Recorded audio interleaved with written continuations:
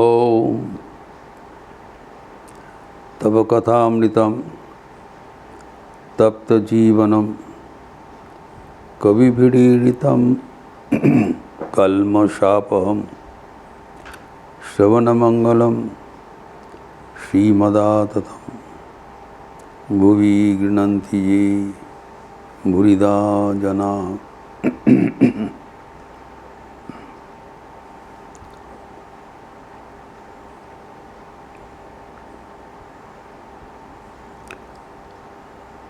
वैराग्य का बात चल रहा था। वैराग्य का डेफिनेशन क्या है वो हम देखें हैं। किसी को वैराग्य कहलाता है शास्त्र अनुसार। पतंजलि योग सूत्र में कहा गया है 115 पंचदश सूत्र प्रथम अध्याय समाधिपद में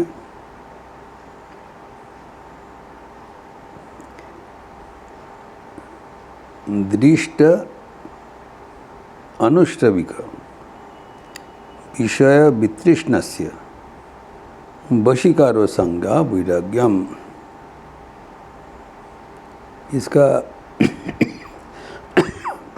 आंशिक चर्चा हम लोग किए हैं, डिस्कशन इन पार्ट। लेकिन वशीकार के हम व्याख्यान करना बाकी था।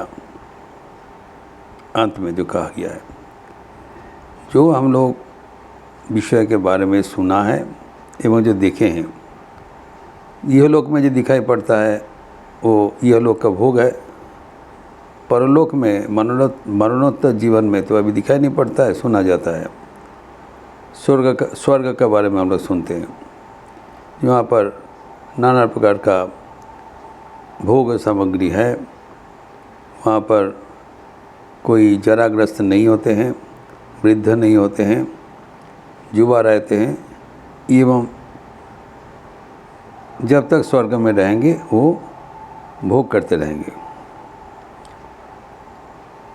नाना प्रकार का भोग का बंदोबस्त है तो सुने हैं। और यह लोक में भी जो हम देखे हैं कि दोनों के विषय से जब हमारा अनिच्छा हो जाएगा उसी को वैराग्य कहलाएगा। और जब तक तृष्णा मतलब जो हम उसको चाहते हैं, जैसे जल का तृष्णा होने से पानी पीना चाहते हैं, वैसे विषय तृष्णा होने से विषय भोग करने के लिए इच्छा होता है, लालसा होता है। इसका विपरीत का नाम है वैराग्य। अर्थात इन शॉर्ट संक्षेप में हमें कुछ नहीं चाहिए, यह अनिच्छा को वैराग्य कहलाता है। ना योलोक का कोई भोग का सामग्री, ना परलोक का भोग का सामग्री। तो कौन कह सकता है? जिसके भीतर वैराग्य दृढ़ हो गया, वशीकार हो गया, अथवा जो परमात्मा को दर्शन किए हैं। क्योंकि परमात्मा को दर्शन करने से इससे अधिक और कुछ प्राप्ति नहीं रह जाता है। जम लब्ध्वा चा परम लाभम मन्ना थे नाधिकम तथा। ठाकुर जो कहते हैं, जो मिश्री का शरबत देने से और गुड़ का शरबत अच्छा नहीं लगता है। So when we get attracted to higher kind of enjoyment, तब ये सांसारिक भोग सुख में से मन हट जाता है। इसलिए संतगण हमें कहते हैं develop higher interest of life. जो सूक्ष्मतर आनंद की ओर मन को निवेश करो। एक विषय सुख है, इंद्रिया सुख है, इसका ऊपर जो भगवत सुख है, भजन का सुख है, ईश्वर का आनंद है, वो सूक्ष्मतर है और बृहत्तर है। तो अभी हम देखते हैं कि ये जो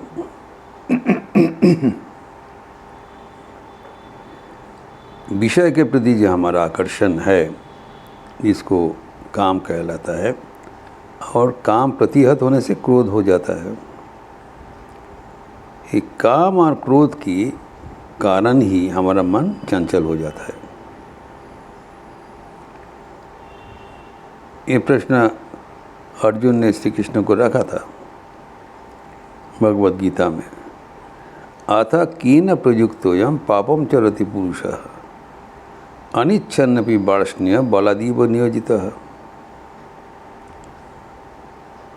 जो भगवद गीता में तृतीय अध्याय में अर्जुन प्रश्न कर रहे हैं कि इंसान पाप कर्म क्यों करते हैं। सब समय हम लोग पाप कर्म नहीं चाहते हैं, हम ईश्वर के पाने चाहते हैं। Sometimes we are being forced, ज़बरदस्ती करके हमें कुछ सांसारिक कर्म में फंसा दिया जाता है, मन का विपर्जय हो जाता है। कैसे होता है, ये प्रश्न पूछा। भगवान कहते हैं काम एष क्रोध एष रजोगुण समुद्भव महाशन महापापमा विद्धि न मह्य वैरिणम। तुम्हारा जो शत्रु है वह है काम और क्रोध, लस्ट एंड एंगर। जब हम जो चीज़ चाहते हैं वो प्राप्त नहीं होने से हमारे मन में क्रोध का उत्पन्न होता है। सो प्रतिहत काम को ही क्रोध कहलाता है। चीज़ एक ही है, एक ही मुद्रा का दो पीठ है। तो ये भगवान कहते हैं कि हमारे मन को विभ्रम में जो ले जाने के लिए काम और क्रोध रिस्पॉन्सिबल है। और ये क्या है, रजोगुण समुद्भव। ये हमारा मन जो है, हमारा जो प्रकृति है वो त्रिगुणात्मिका है, सत्व रजस तमस युक्त। और उसका जो उपादान है, मन इज कॉन्स्टिट्यूट ऑफ थ्री गुणस, सत्व रजस तमस। तो वो जो रजोगुण है उसके भीतर ही काम क्रोध है। अतः काम क्रोध बाहर का कोई शत्रु नहीं है, वो हमारे भीतर ही वर्तमान है, ये समझना पड़ेगा। तो कैसे ऑपरेट करते हैं, भगवान कहते हैं कि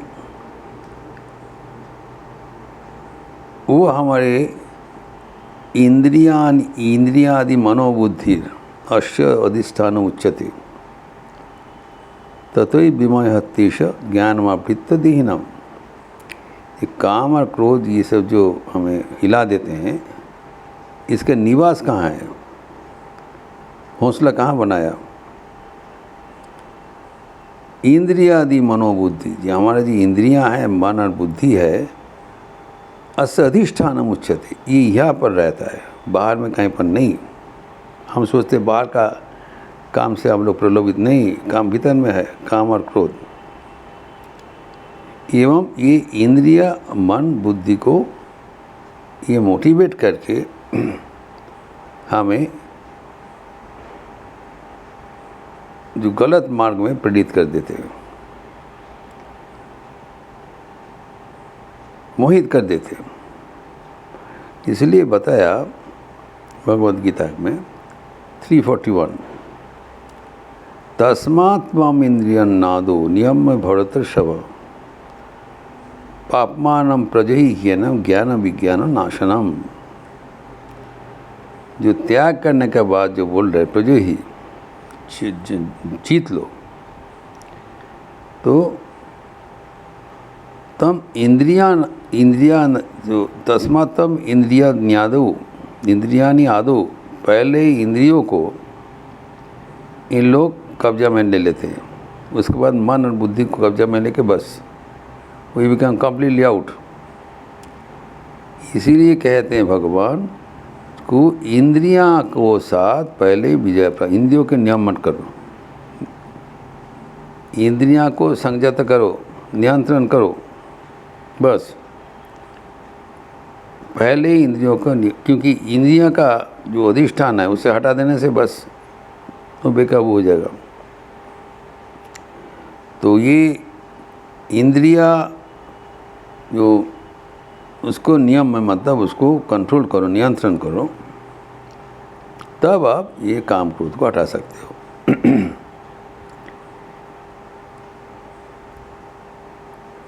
तो क्योंकि ये इंद्रिया, मन और बुद्धि की ये पर निवास है, अगर इंद्रिया से हटा दिया बस वह रहने का जगह नहीं होगा, उसको भागना ही पड़ेगा। अगर जो पंछी का जो नेस्ट है, जहाँ रहते है, वो अगर नष्ट हो गया तो चला जाएगा दूसरा जगह पे, तो कहाँ बैठेगा। इनका जो घर जहाँ पर बैठा है इंद्रियाँ आदि, इसी को वैराग्य कहलाता है। तब यहाँ पर जो संज्ञा दिया है, इसमें जो वशीकार संज्ञा जो कहा है, उसमें 4 विभाजन है। पहले कहा जाता है यतमान, अर्थात विषय से इंद्रियों को पृथक करना, इन जनरल करने संकल्प करना। तो इंद्रियां सर्वदा विषय के प्रति धावमान है, तो विषय से इंद्रियों को अलग करना जब हम करते हैं, अर्थात इंद्रियां में विषय शक्ति ना रहे, विषय के प्रति आसक्ति ना रहे, ये पहले विषय से पहले हटाना पड़ेगा। The objects of the sense enjoyment and the sense organs should be separated,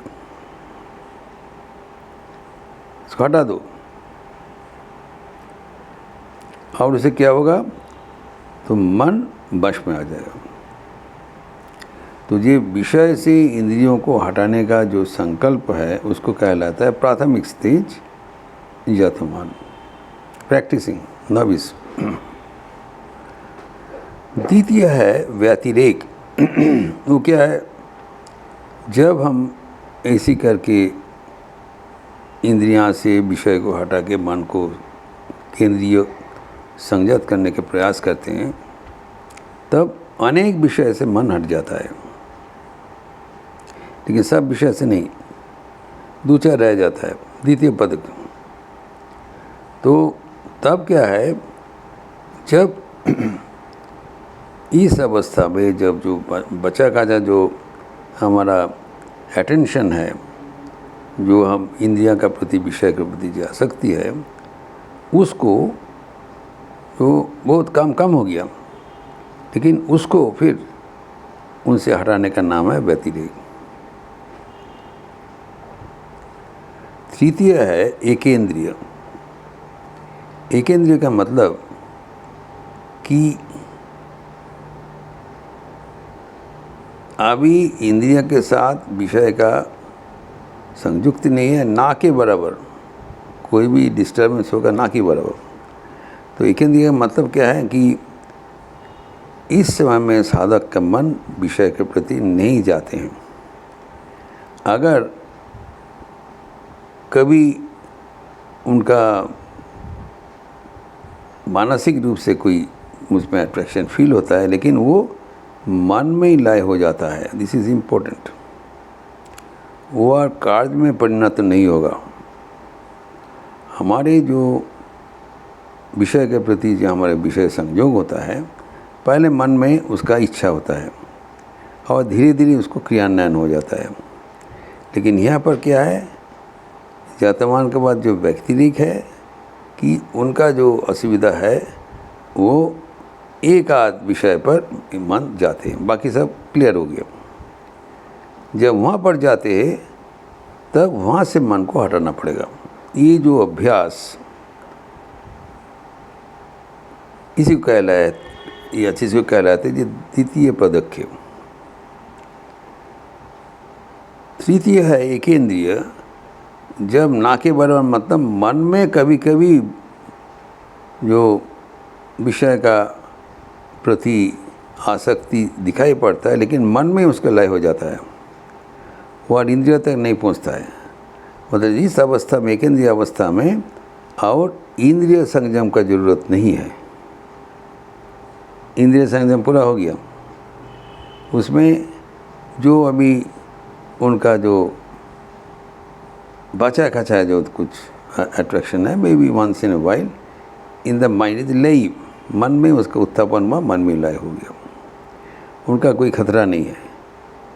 ये तीन अगर स्टेज अतिक्रम करे तब उस पर्याय का नाम है व्यतिरेक। ये व्यतिरेक वैराग्य, ये वैराग्य का चरम सीमा है।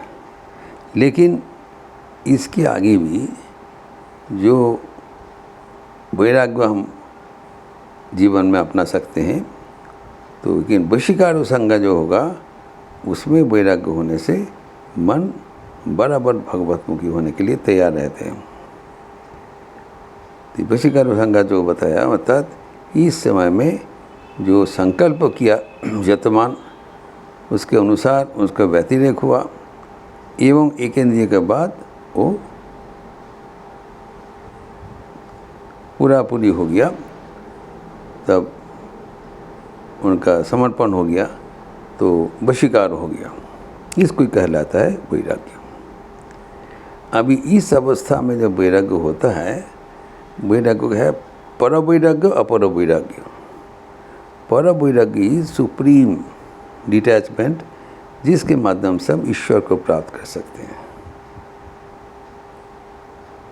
इसके बारे में, पर वैराग्य के बारे में फिर थोड़ा बहुत विस्तार हम अगले दिन करेंगे।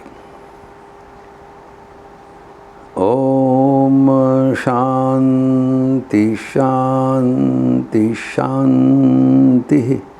हरि ओम तत्सत। श्री राम कृष्णार्पणमस्तु। आज एकादशी का तिथि है और मंगलवार भी है, विशेष पावन तिथि। तो एकादशी की तिथि अनुसार संध्या आरती के उपरांत राम नाम संकीर्तन होगी और हनुमान चालीसा भी होगा, कारण आज मंगलवार। आप लोग सब स्वागत है। अच्छे रहिए, स्वस्थ रहिए, आनंद में रहिए। नमस्कार।